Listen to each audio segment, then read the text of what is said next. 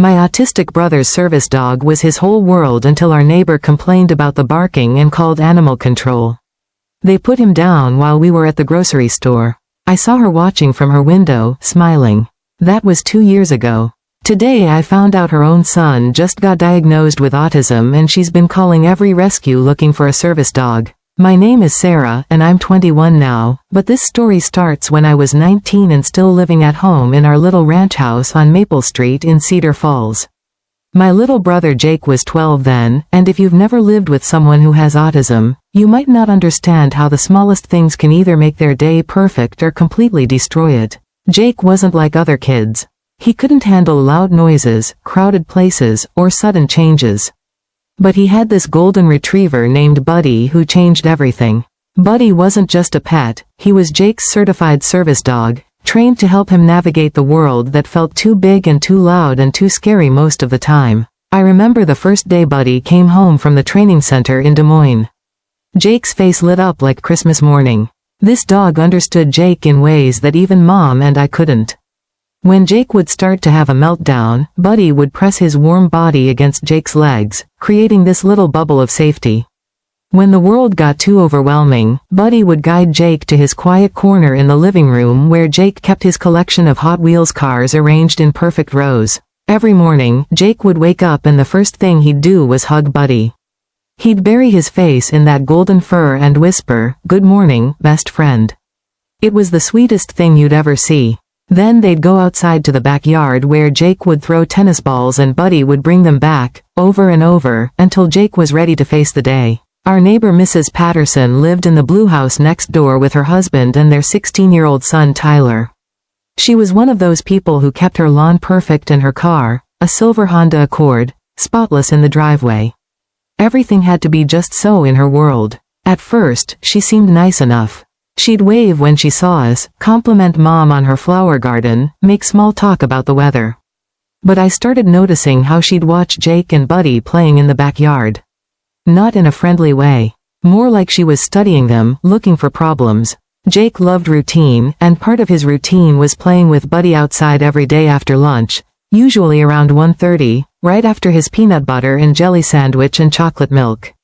They'd spend maybe 30 minutes out there, Jake laughing in that pure way kids do when they're completely happy. But Mrs. Patterson worked night shifts at the hospital downtown, which meant she slept during the day. And apparently, Buddy's occasional barks during their playtime were ruining her sleep. It started with a polite knock on our front door on a Tuesday afternoon in March. Mom answered, wiping her hands on her apron. She'd been making her famous chocolate chip cookies, the kind that made the whole house smell like heaven. "Hi there, Linda," Mrs. Patterson said, forcing a smile that didn't reach her eyes. "I hope you don't mind me stopping by, but I wanted to talk to you about the dog." I was doing homework at the kitchen table, but I could hear everything through the screen door. Mom invited her in, offered her sweet tea, tried to be neighborly. "It's just that I work night shifts at St. Mary's Hospital," Mrs. Patterson explained, sitting stiffly on our couch. "I don't get home until 7 in the morning, and I really need to sleep during the day. But that dog of Jake's, he barks quite a bit when they're outside playing." Mom's voice got that careful tone she used when she was trying to keep the peace. "Oh, I'm so sorry. I had no idea it was bothering you. Jake needs his outdoor time with Buddy, it's part of his therapy routine. But maybe we can work something out?" They agreed that Jake and Buddy would play outside only between 2 and 2:30, giving Mrs. Patterson time to fall asleep after her shift. Mom thought it was a reasonable compromise. Jake didn't understand why his playtime got shorter, but he adapted like he always did, trusting that the grown-ups knew what was best. For about 2 weeks, it seemed to work. But then Mrs. Patterson was back, this time with a typed letter listing specific dates and times when Buddy had barked. She'd been keeping a log. "I'm really trying to be patient here," she said, her voice getting sharper. "But I need my sleep. I'm taking care of sick people all night, and I can't function if I'm exhausted." Mom tried explaining about Jake's autism, how Buddy wasn't just a pet but a working service dog, how Jake's whole world revolved around their routine. Mrs. Patterson listened with her arms crossed, tapping her foot. "Look, I sympathize, I really do," she said. "But there are noise ordinances in this neighborhood. Maybe you should consider keeping the dog inside during the day." After she left, I found Mom sitting at the kitchen table with her head in her hands. Jake was in the living room, arranging his Hot Wheels cars with Buddy lying beside him, both of them oblivious to the storm brewing next door. "What are we going to do?" Mom whispered. I wish I'd known then what I know now. I wish I'd told her to fight back. The complaints escalated over the next month. Mrs. Patterson started calling the city's noise complaint hotline. She'd stand by her fence with her phone out, recording videos of Jake and Buddy playing. She even got her husband involved. Mr. Patterson, who'd always seemed like a decent guy, started giving us dirty looks when he saw us in the driveway. But the worst part was watching Jake try to understand why his world kept shrinking. Mom moved their playtime to the basement, but Jake hated being cooped up.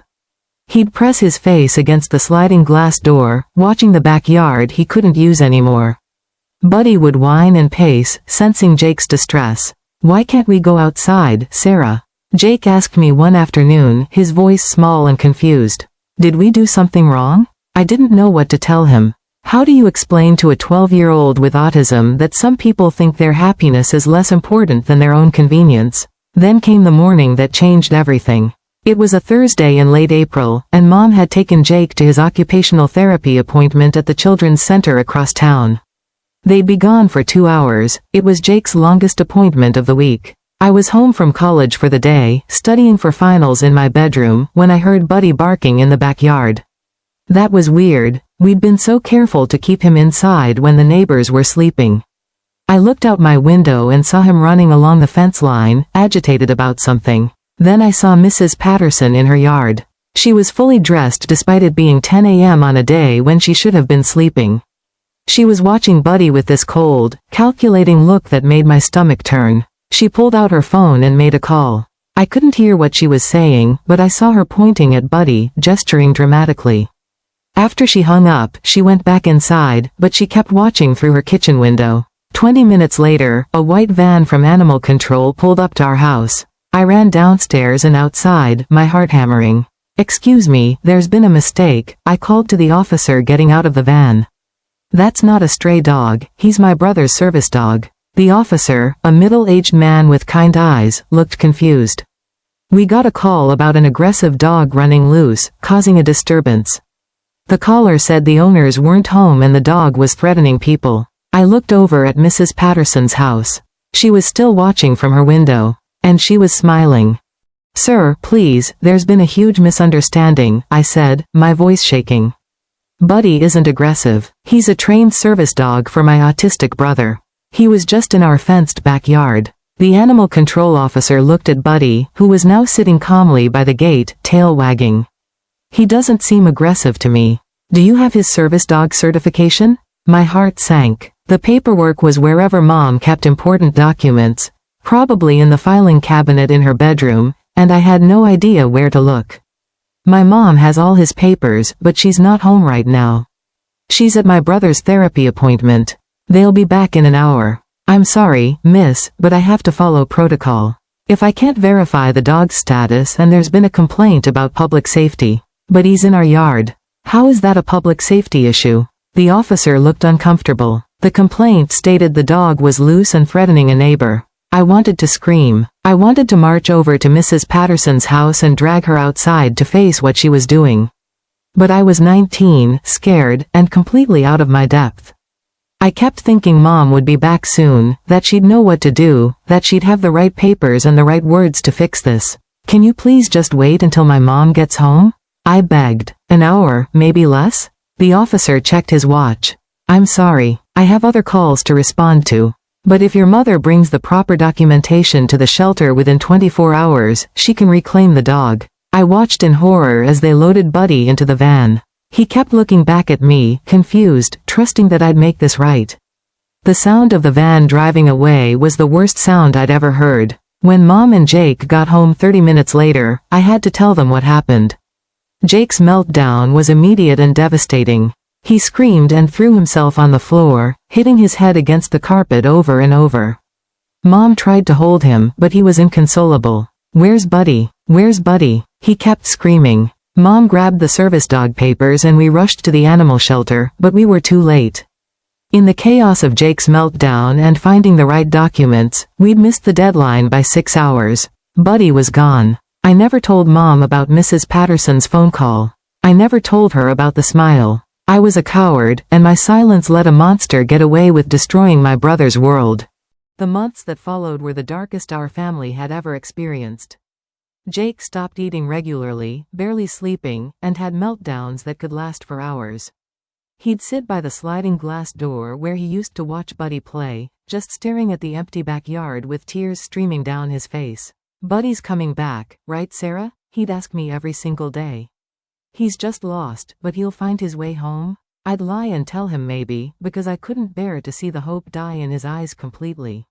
But inside, I was drowning in guilt.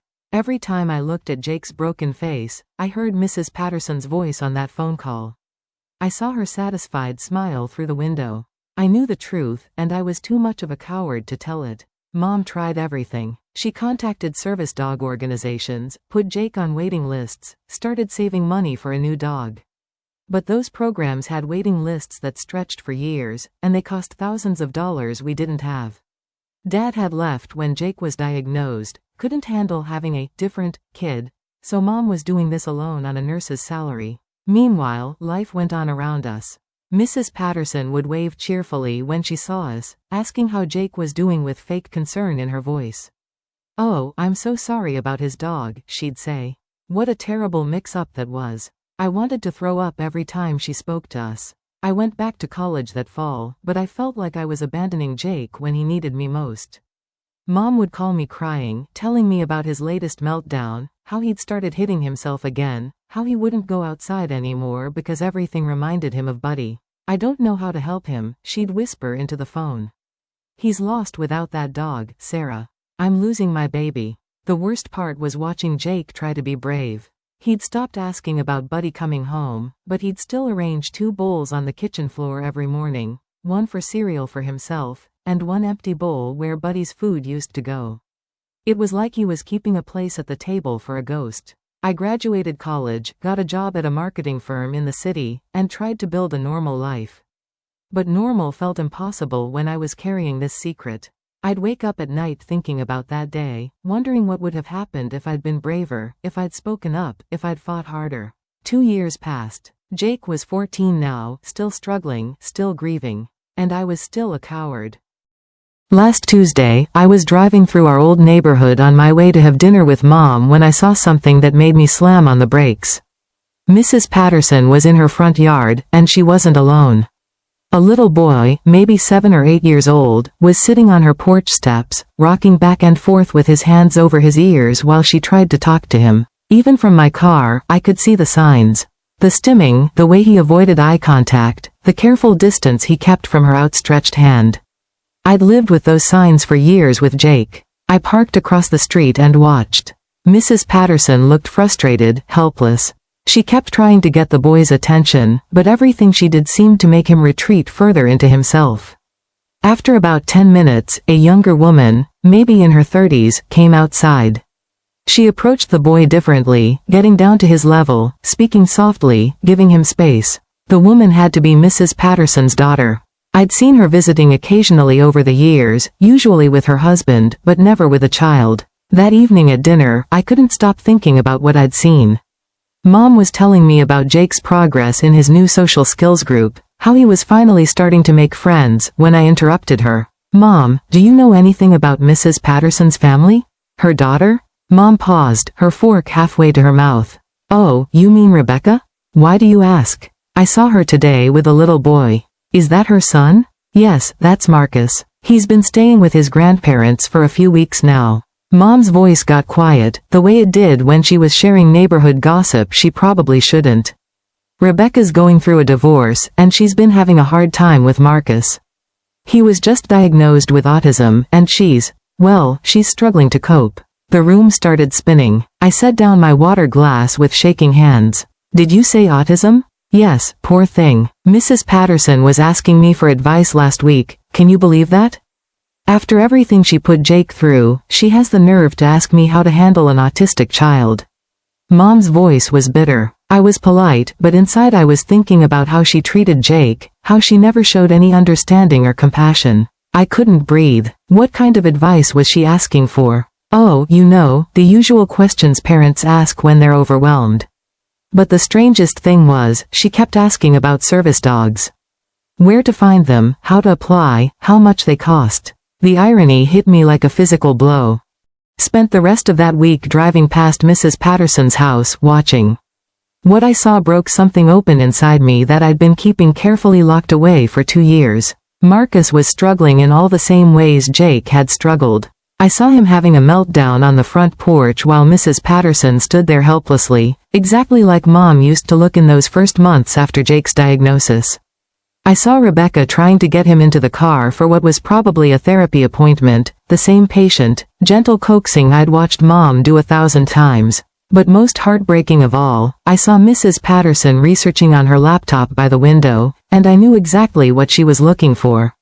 Service dogs. The same lifeline she'd destroyed for Jake. On Friday, I couldn't take it anymore. I parked in front of her house and walked up to the door, my heart pounding so hard I thought it might burst. Mrs. Patterson answered with dark circles under her eyes, looking exhausted in a way I recognized from living with an autistic family member. "Sarah, is everything okay? I need to tell you something," I said, my voice steadier than I felt.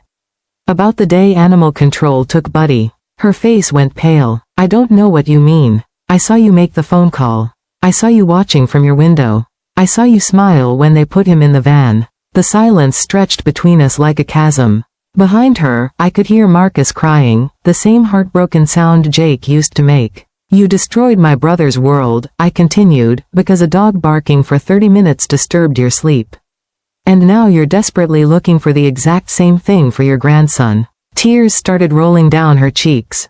I didn't understand then. I didn't know what it meant to him. "But you do now." She nodded, unable to speak. "Jake still has nightmares. He still sets out food for a dog that's never coming home. You took away the one thing that made him feel safe in a world that scared him." "I'm sorry," she whispered. "I'm so sorry." "I know you are. But sorry doesn't bring Buddy back." I turned to leave, then stopped. "By the way, Mrs. Patterson? There's a 2-year waiting list for service dogs in this state. And they cost about $15,000. As I walked back to my car, I could hear Marcus still crying inside the house, and Mrs. Patterson crying too. Sometimes the universe has a way of teaching us exactly what we need to learn, even when the lesson comes too late.